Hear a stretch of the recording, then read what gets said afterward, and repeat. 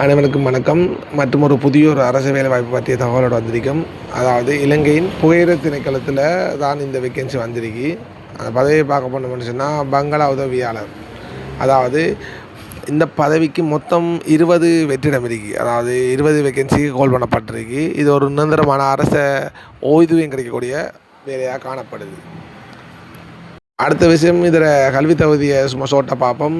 அதாவது ஓஎல் பரீட்சையில் 2 தடவைக்கு மேற்படாத வகையில் 6 பாடங்களில் பாஸ் பண்ணியிருக்கணும் இந்த வேலைக்கும். அடுத்தது அதில் குறைந்தது 2 பாடங்கள் திறமைச்சித்து பெற்றிருக்கணும். ஓஎல்லில் 6 பாடங்களில் பாஸ் பண்ணியிருக்கணும், அதோட 2 பாடங்களில் திறமைச்சித்து பெற்றிருக்கணும். மேலதிகமாக என்னென்னு சொன்னால் சமையல், ஹவுஸ் கீப்பிங் அல்லது உணவு பரிமாறுதல் போன்ற துறைகளில் என்விக்கு சான்றிதழ் இருந்தால் உங்களுக்கு ஒரு மேலதிக தகமையாக கொள்ளப்படும். ஆனால் அது இருந்தால் தான் அப்ளை பண்ணலாம்னு இல்லை, நீங்கள் ஓஎல் குவாலிஃபிகேஷன் வச்சு அப்ளை பண்ணலாம்.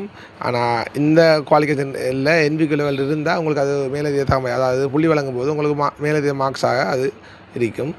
அது விண்ணப்பதாரர் வயதை பார்க்க போனோம்னா வயதானது 18 வயது முதல் 45 வயதுக்கு உட்பட்டாக இருக்கணும். அதாவது 18லேருந்து 45 வயதுக்கு உட்பட்டார்கள் அனைவரும் இந்த வேலைக்கு அப்ளை பண்ணலாம். சாதாரணமாக ஓஎல் தகவல் மட்டும்தான் கால் பண்ணி கேட்கல இந்த பதவிக்கு. அது இந்த பதவிக்கு ஆரம்ப சம்பளமாக 40,000 ரூபா வழங்கக்கூடியதாக காணப்படுது. இந்த சம்பள அளவு 2027 1ஆம் மாதம் 1ஆம் தேதி முதல் உங்களுக்கு நடைமுறைக்கு வரக்கூடியதாக இருக்குது. அதாவது ஆரம்ப சம்பளம் இந்த தேதியிலேருந்து கிடைக்கக்கூடியதாக காணப்படுது.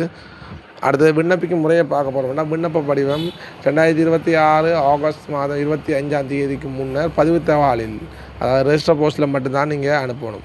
அதுக்கப்புறம் அனுப்புகிற அப்ளிகேஷன் எதுவும் ஏற்றுக்கொள்ளப்பட மாட்டாதுன்னு சொல்லி இது கெசட்டில் ஏற்கனவே குறிப்பிட்டிருக்காங்க. அதால் விண்ணப்பம் முடிவு தேதி முடிகிறதுக்கு முன்னே நீங்கள் என்ன செய்யணும், இந்த அப்ளிகேஷனை நீங்கள் போஸ்ட்டில் அனுப்பணும்.